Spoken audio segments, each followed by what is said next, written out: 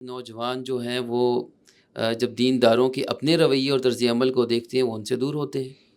मुझे बड़ी अफ़सोस और हमदर्दी उस शख्स से जिसको ऐसे लोग ही मिले सिर्फ़। पहली चीज़ तो ये है कि कोई दीन पे अमल करने वाले जो हैं या ना करने वाले, उनमें से कोई भी शख्स कामिल अकमल नहीं होता, सब में ख़ामियाँ होती हैं, इंसान है।